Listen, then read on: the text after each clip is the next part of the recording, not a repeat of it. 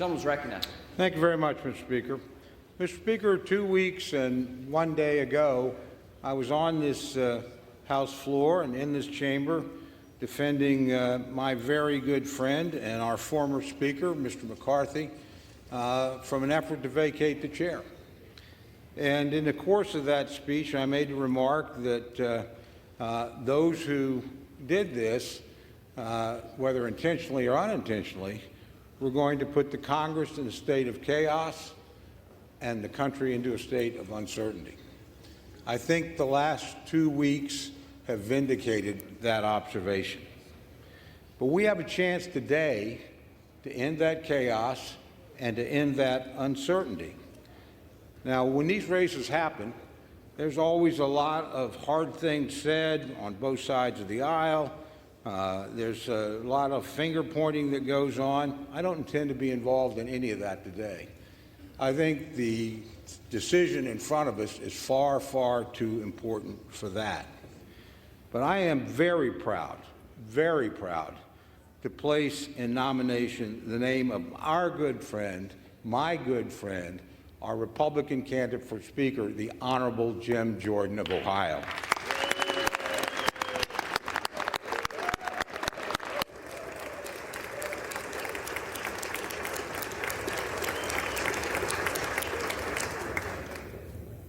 I've had the privilege of knowing Jim Jordan for a long time. I've been in Congress for a long time. So for his entire period in the House, I've had the honor of serving with my friend. Now, my friend is not exactly a shrinking violet. You don't win national championships in college. You don't come to this floor with a sincere set of beliefs and a desire to make a change and be shy about it. And my friend is not a shy person. But I've learned some things about him over the years.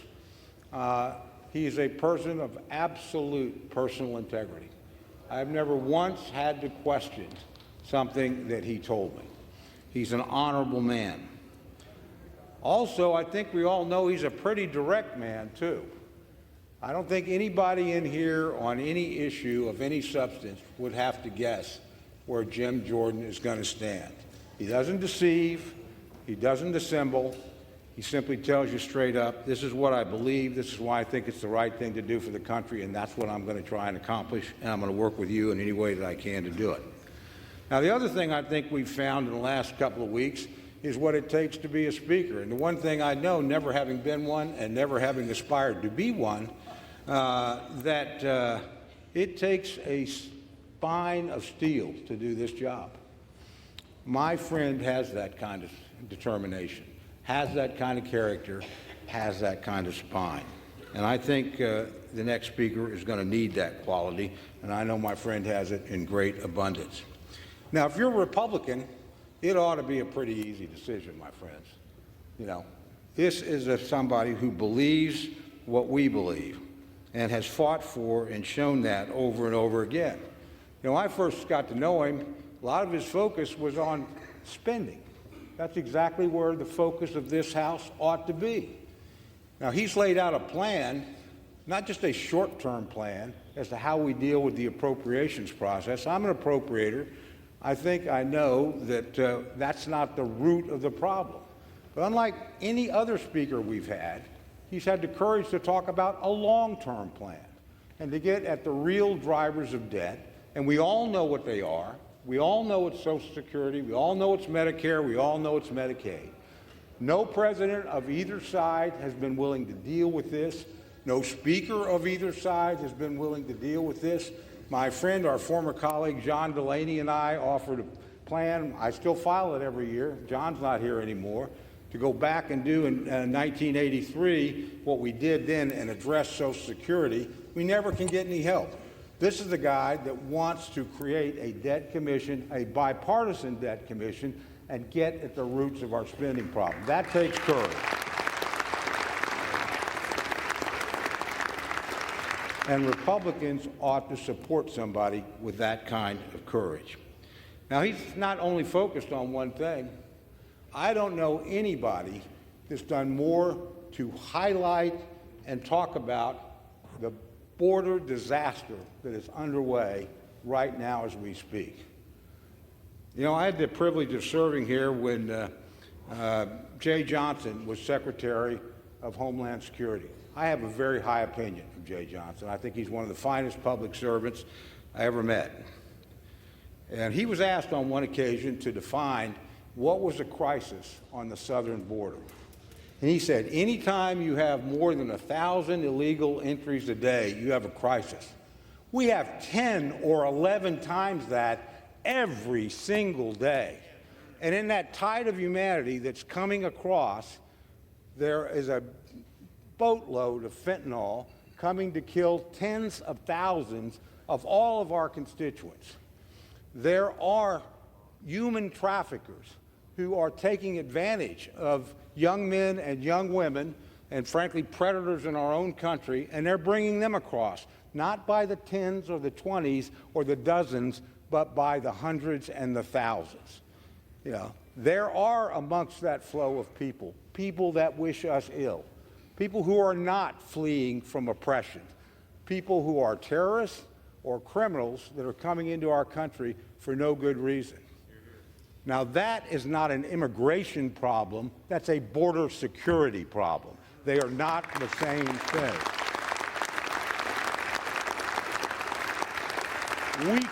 We can debate immigration. That's a worthy debate.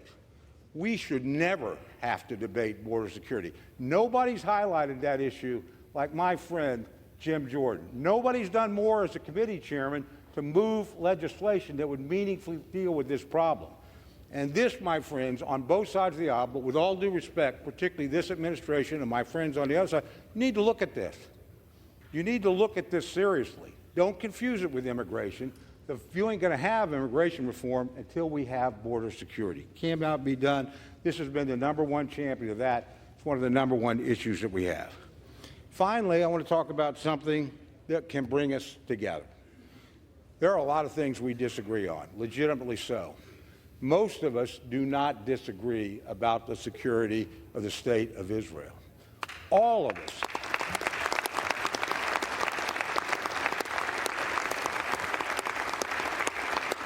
All of us on both sides of the aisle reacted with horror and with deep sympathy and with legitimate outrage at the crime that was perpetrated against the people of Israel in the last week. All of us, and all of us know that they are within their rights to respond forcefully and swiftly to defend their people and punish those who brought that upon them.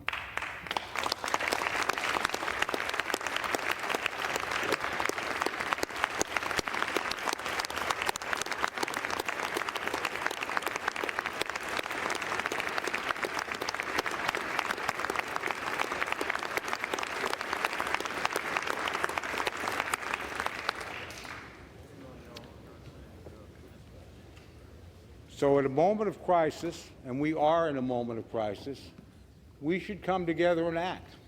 And we know we can't do that without a Speaker of the House. Now, it's a narrow majority, but my friends and I are in the majority. And we need to produce a Speaker. We have a candidate who we know where he will stand on issues that are important. We know where he's going to stand on spending because it's where he's always stood. Not like he's changed over the course of his career. I know what he's going to do on the border. I've read H.R. 2. I've seen what his committee produced. And it's not just money, it's policy and change that will provide security for the American people. And finally, and I say this on a bipartisan basis, I know he will stand up for Israel, and I know in that area we can come together. That crisis is on us now. We may get a request almost any time to act. We need to be able to act. My friend will act on that crisis. He's shown it his whole career. So it's with a great deal of pride that I have the privilege of nominating my friend, our chairman of the Judiciary Committee, but a person whose principles you know, whose actions you can trust, and who in a time of crisis will respond with the leadership we need. Jim Jordan.